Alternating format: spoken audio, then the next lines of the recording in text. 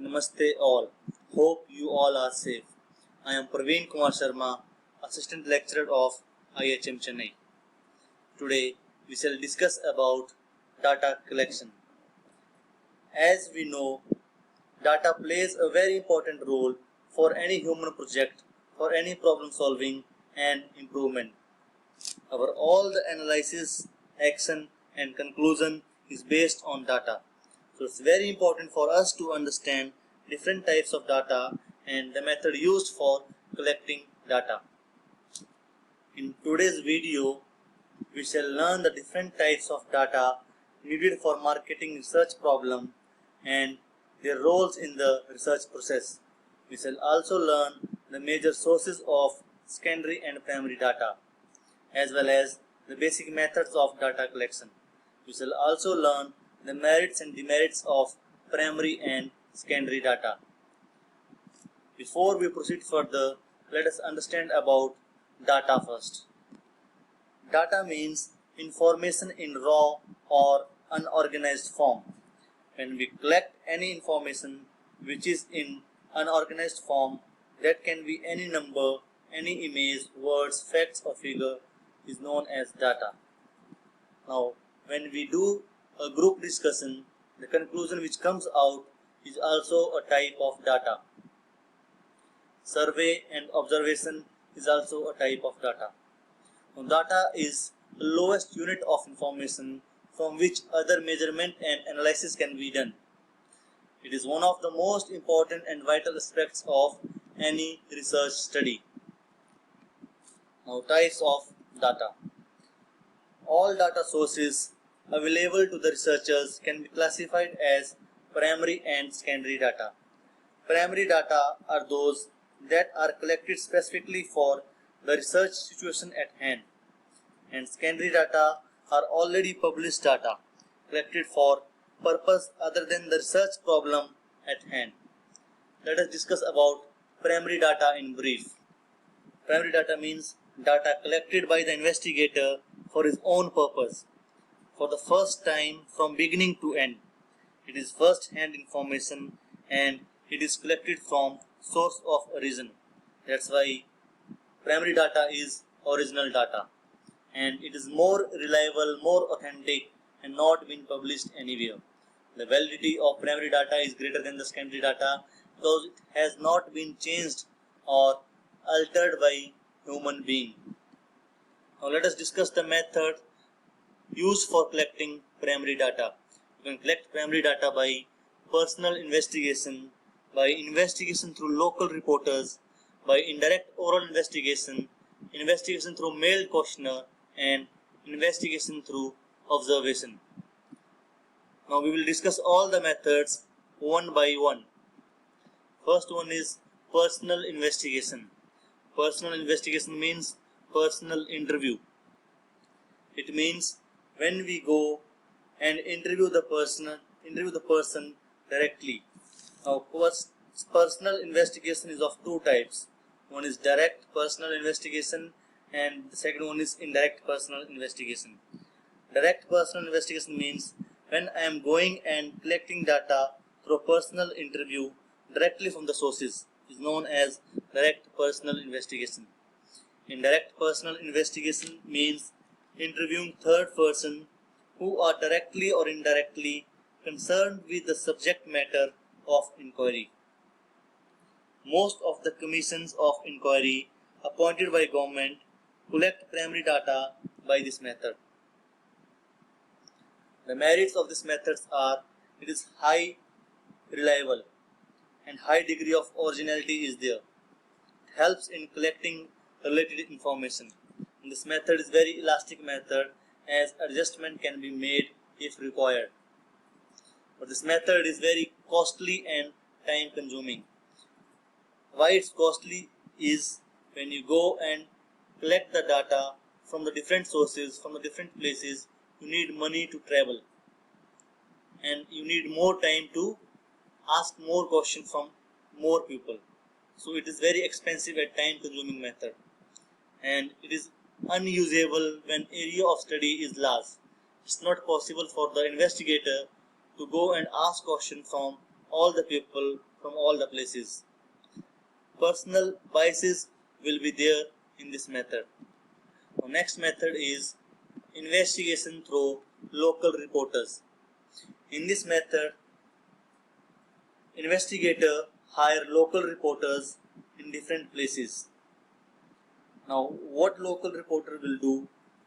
Investigator will give questionnaire to them, and the reporters will ask question, and then they will collect the data and they will make a report which is submitted periodically to the researchers. We can take the example of ASA workers. They are working as local reporters for the government. They are collecting data and then they are submitting the reports periodically to the government. Now, the merit of these methods are it is less expensive as reporters are asking questions only in their locality. So they don't have to travel, they don't need more time, so it's less expensive method. Continuous supply of information will be there because they are going to collect data continuously and they're going to submit the reports periodically.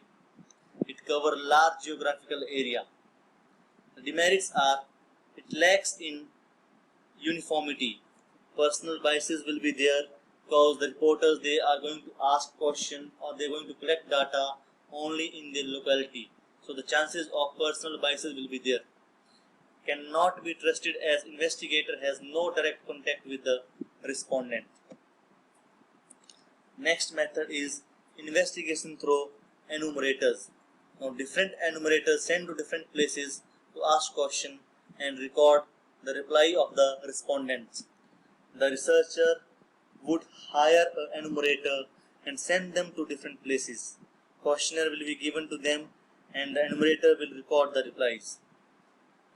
The merits are cover large geographical areas and no personal biases will be there because the reporters they are not the enumerators they are not asking question in their locality, so the personal biases will not be there.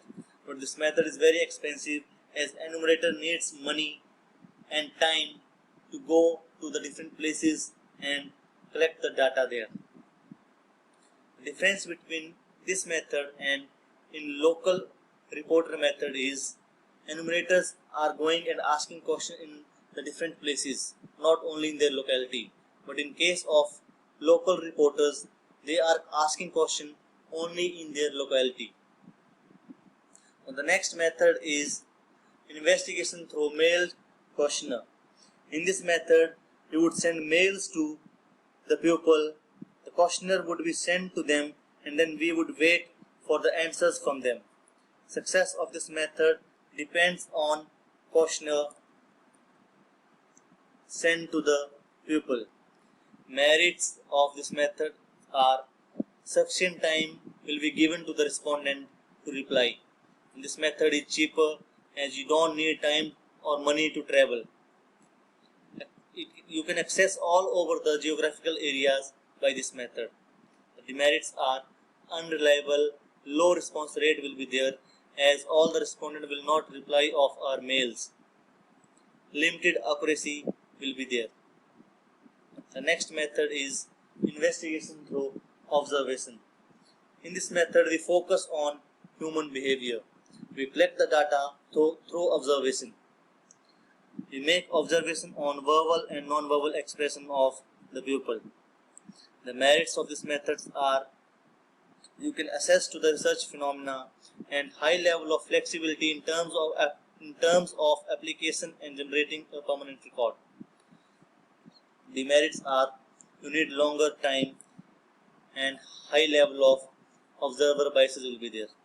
In this method, investigator needs more time because you are going to observe the pupil, you need more time to observe them. And definitely the personal biases will be there. For example, if I have to observe my friend or my relative, the chances of personal biases will be more in that case. This was all about primary data. Now let us discuss about secondary data. Secondary data are those which are already in existence and which has been collected for some other purpose. This is second-hand data. Secondary data may be available in published or unpublished form. When it is not possible to collect the data by primary method, the investigator go for secondary data. But this data collected for some other purpose than the problem at hand. Sources of secondary and primary data are internal and external sources. Sources of secondary data are internal and external.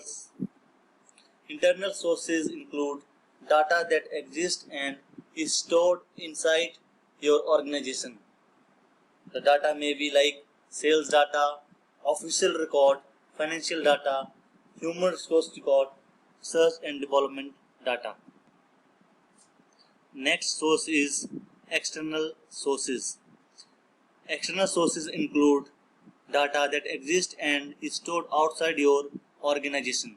Now, external sources of secondary data are of two types. One is published sources, one is unpublished sources. Now, published sources of secondary data again of two types. One is printed sources, one is electronic sources. Now, published printed sources. There are varieties of published printed sources. Their reliability depends on many factors. Examples on the writer, publishing company, and time and date when it is published. Now, sources are preferred and new sources are preferred and old sources should be avoided as new technology and researches bring new facts into light. Examples of published printed sources are books, journals, and magazines. As we all know about books, books are available today on any topic that you want to research. After selection of topic, book provide insight view on the topic. Books are secondary source, but most authentic one in secondary sources. Journals and periodicals becoming more important as far as data collection is concerned. The reason is the journals provide up-to-date information which at times book cannot provide. Magazine and newspapers. Magazines are also effective but not very reliable. Newspaper on the other hand is more reliable, and in some cases the information can only be obtained from newspaper, as in those cases, as in the case of some political studies. You can take help of newspapers if you want to do any political study. Next one is published electronic sources. As internet is becoming more advanced, fast and reachable to all, it has been seen that much information that is not available in printed form is available on internet. In past, the reliability of internet was questionable, but today it is not. The reason is that in the past, journals and books were rarely published on internet, but today almost every journal and books is available online. The best example is Amazon Kindle, where you can find out all the books and you can read it online. Examples of published electronic sources are e-journal, general website and weblogs. Now next one is unpublished sources. Statistical data need not always be published.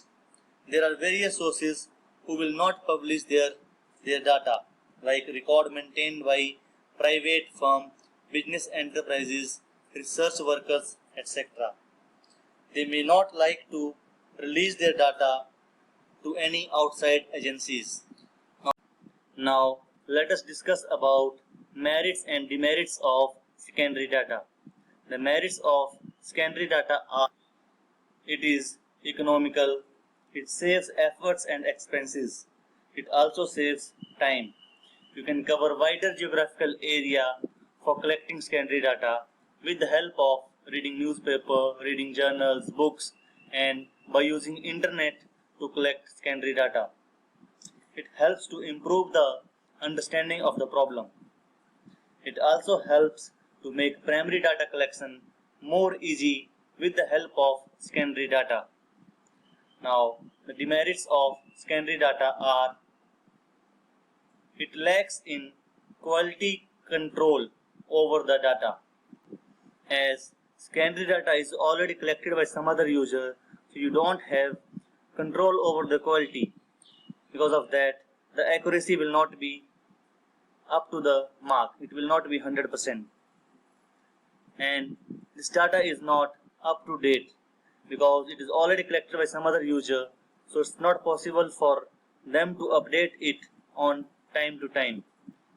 And it is very difficult to find secondary data which exactly fulfills the need of present investigation. So let us discuss about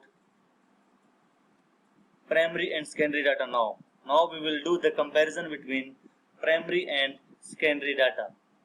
Primary data is real-time data, or you can also call it fresh data, which you are collecting for the problem in hand. Where secondary data is past data, or you can call it second-hand data, which is already collected by some other user for their problems. In primary data, you are sure about the sources. You are going to collect the information from the sources of origin.